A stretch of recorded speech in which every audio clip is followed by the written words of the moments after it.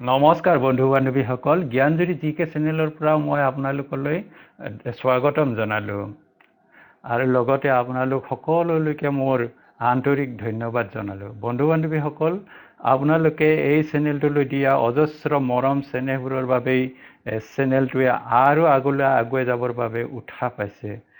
এইখিনিতে মোৰ আপোনালোক সকলোলৈকে এটি বিনম্ৰ অনুৰোধ, যিসকল বন্ধু বান্ধৱীয়ে এই চেনেলটোক এতিয়াও ছাবস্ক্ৰাইব কৰা নাই তেওঁলোকে ছাবস্ক্ৰাইব কৰিব আৰু মোৰ ভিডিঅ'বোৰ সম্পূৰ্ণকৈ চাব, নিশ্চয় উপকৃত হ'ব।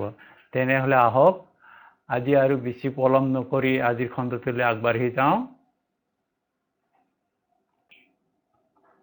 আজিৰ খণ্ডৰ প্ৰথম প্ৰশ্নটো হৈছে, ভাৰতৰ ৰাষ্ট্ৰীয় প্ৰতীক অশোক চক্ৰৰ তলত লিখা থকা সত্যমেৱ জয়তে এই বাক্যশাৰী ক'ৰ পৰা লোৱা হৈছে?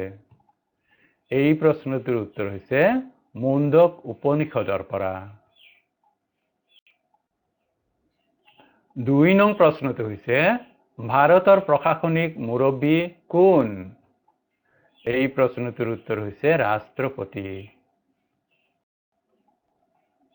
৩ নং প্ৰশ্নটো হৈছে, ভাৰতৰ প্ৰথম মহিলা IPS বিষয়াগৰাকীৰ নাম কি? এই প্ৰশ্নটোৰ উত্তৰ হৈছে কিৰণ বেদী।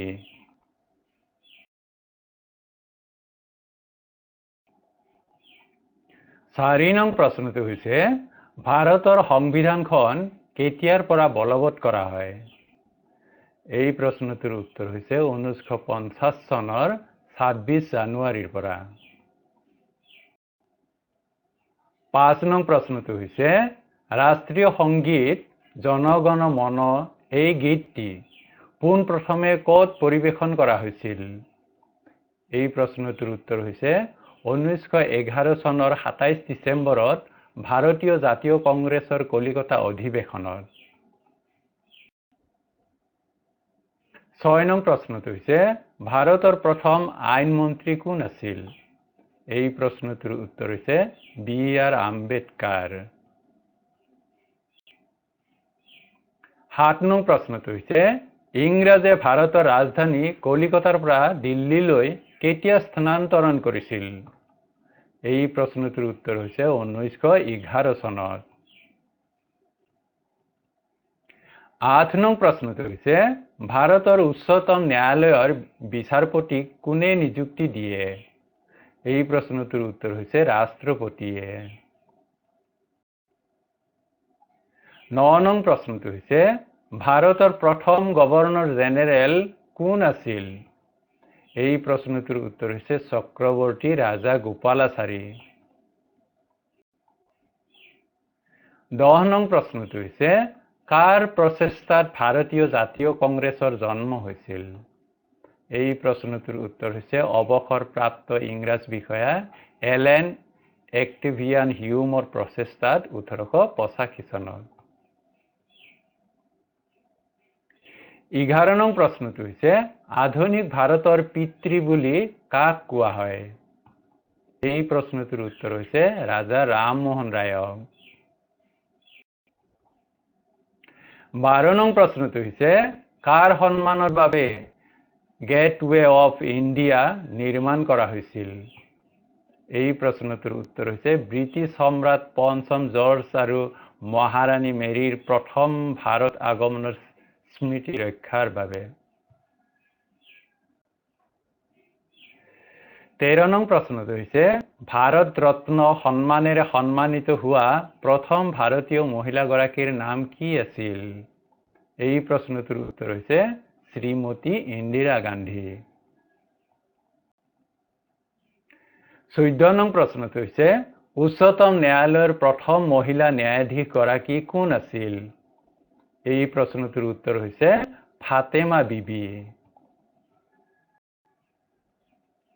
15 নং প্ৰশ্নটো হৈছে, ভাৰতৰ ৰাষ্ট্ৰপতিয়ে নিজ পদত্যাগ পত্ৰ দাখিল কৰিবলৈ হ'লে কাৰ ওচৰত পদত্যাগ পত্ৰ দাখিল কৰিব লাগে? এই প্ৰশ্নটোৰ উত্তৰ হৈছে উপ ৰাষ্ট্ৰপতিৰ ওচৰত। 16 নং প্ৰশ্নটো হৈছে, ভাৰতত পঞ্চবাৰ্ষিক পৰিকল্পনা নীতি কোনে প্ৰচলন কৰিছিল? এই প্ৰশ্নটোৰ উত্তৰ হৈছে জৱাহৰলাল নেহৰুৱে। 17 নং প্ৰশ্নটো হৈছে 1930 চনত মহাত্মা গান্ধীয়ে আৰম্ভ কৰা বিখ্যাত দাণ্ডী যাত্ৰাত অংশ লোৱা একমাত্ৰ অসমীয়া ব্যক্তিজন কোন আছিল? এই প্ৰশ্নটোৰ উত্তৰ হৈছে লীলাধৰ বৰুৱা। 18 নং প্ৰশ্নটো হৈছে ভাৰতৰ প্ৰথম ইংৰাজ জেনেৰেল কোন আছিল? এই প্ৰশ্নটোৰ উত্তৰ হৈছে ৱাৰেন হেষ্টিংছ। 19 নং প্ৰশ্নটো হৈছে ভাৰতত প্ৰথমে মুদ্ৰাৰ প্ৰচলন কোনে কৰিছিল? এই প্ৰশ্নটোৰ উত্তৰ হৈছে শ্বেৰ শ্বাহে। 20 নং প্ৰশ্নটো হৈছে হোম ৰুল আন্দোলন কোনে আৰম্ভ কৰিছিল? এই প্ৰশ্নটোৰ উত্তৰ হৈছে বাল গংগাধৰ তিলকে। 21 নং প্ৰশ্নটো হৈছে সম্ৰাট আকবৰৰ হিন্দু পত্নী গৰাকীৰ নাম কি আছিল? এই প্ৰশ্নটোৰ উত্তৰ হৈছে যোধাবাই। 22 নং প্ৰশ্নটো হৈছে ভাৰতৰ প্ৰাচীন সভ্যতাক কি সভ্যতা বুলি জনা যায়? এই প্ৰশ্নটোৰ উত্তৰ হৈছে সিন্ধু সভ্যতা। 23 নং প্ৰশ্নটো হৈছে ভাৰত বুৰঞ্জীত কোনজন ৰজাক জ্ঞানী মূৰ্খ ৰজা বুলি কোৱা হয়? এই প্ৰশ্নটোৰ উত্তৰ হৈছে মহম্মদ বিন তুঘলকক। 24 নং প্ৰশ্নটো হৈছে মানুহৰ প্ৰথম বাহন কি আছিল? এই প্ৰশ্নটোৰ উত্তৰ হৈছে জন্তু। 25 নং প্ৰশ্নটো হৈছে প্ৰাচীন ভাৰতৰ মহাকাব্য দুখনৰ নাম কি? এই প্ৰশ্নটোৰ উত্তৰ হৈছে ৰামায়ণ আৰু মহাভাৰত। 26 নং প্ৰশ্নটো হৈছে কোনে ময়ূৰ সিংহাসন আৰু কোহিনুৰ হীৰা ভাৰতৰ পৰা পাৰস্যলৈ নিছিল? এই প্ৰশ্নটোৰ উত্তৰ হৈছে নাদিৰ শ্বাহে। 27 নং প্ৰশ্নটো হৈছে কেতিয়াৰ পৰা ভাৰতত প্ৰথম ডাক টিকট প্ৰচলন হয়? এই প্ৰশ্নটোৰ উত্তৰ হৈছে 1954 চনৰ পৰা। 28 নং প্ৰশ্নটো হৈছে জৈন ধৰ্মৰ প্ৰধান ভাগ কেইটা? এই প্ৰশ্নটোৰ উত্তৰ হৈছে দুটা, হিনজান আৰু মহাযান। 29 নং প্ৰশ্নটো হৈছে ভাৰত আৰু শ্ৰীলংকাৰ মাজত থকা প্ৰণালীটোৰ নাম কি? এই প্ৰশ্নটোৰ উত্তৰ হৈছে পক প্ৰণালী। 30 নং প্ৰশ্নটো হৈছে ভাৰতৰ প্ৰথম এভাৰেষ্ট শৃংগ বিজয়ী ব্যক্তিজনৰ নাম কি আছিল? এই প্ৰশ্নটোৰ উত্তৰ হৈছে তেনজিং নৰগে।